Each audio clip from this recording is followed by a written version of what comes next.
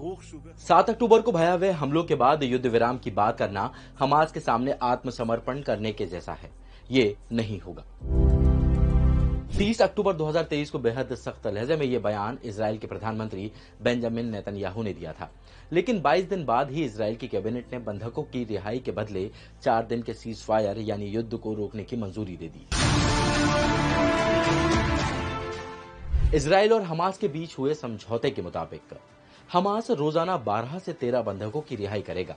इसके बदले इजराइल 1 दिन का सीज फायर आगे बढ़ाएगा। अभी 50 बंधकों को रिहा करने के बदले 4 दिन का सीज फायर की डील हुई है। इसके बदले इजराइल भी 150 फिलिस्तीनी कैदियों को रिहा करेगा। इनमें प्रमुखता से महिलाएं और बच्चे शामिल हैं। हमास ने बताया कि इजरायली दक्षिणी गाजा के ऊपर 6 घंटे के लिए सर्विलांस ड्रोन की उड़ान रोकेगा और राहत सामग्री को गाजा में आने की परमिशन देगा। साथ ही अमेरिकी अधिकारियों का कहना है कि इस डील के तहत कम से कम 3 अमेरिकी बंधक रिहा होंगे, जिनमें एक 4 साल की बच्ची भी है। 14 नवंबर को इजराइल की राजधानी तेल अवीव में बंधकों की रिहाई और समझौते को लेकर एक मीटिंग हुई। इसमें मिडिल ईस्ट के व्हाइट हाउस के कोऑर्डिनेटर ब्रैड मैकग्रुक भी थे, लेकिन बैठक में विवाद के बाद हालात तनावपूर्ण हो गए और इससे नाराज होकर ब्रैड मीटिंग छोड़कर निकल गए। उन्हें इजराइल के पीएम नेतन्याहू ने रोका और कहा कि हमें इस डील की जरूरत है।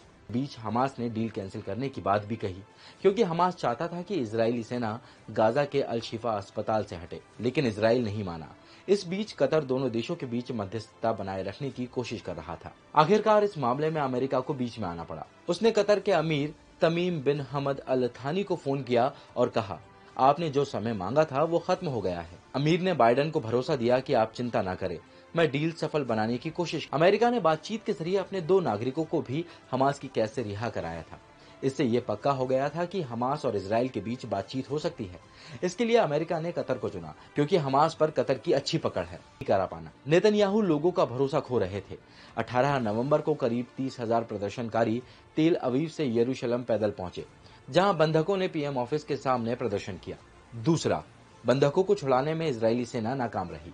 सेना ने चप्पे चप्पे को छान मारा, लेकिन उसे अभी तक बंधकों का कोई पता नहीं चला। तीसरा, गाजा में रसद सप्लाई पर रोक। इजराइल ने दुनिया भर से जा रही मानवीय मदद और रसद पर भी रोक लगा रखी थी। ब्रिक्स और यूनाइटेड नेशंस भी इस मामले में प्रस्ताव पारित कर चुके हैं। चौथा, नए तरह से युद्ध की तैयारी करना। सीज फायर के दौरान इजराइल को मौका मिलेगा कि वो अपनी रणनीति में बदलाव लेकर आए, साथ ही अपने गोला बारूद के स्टॉक को रिफिल भी कर सके।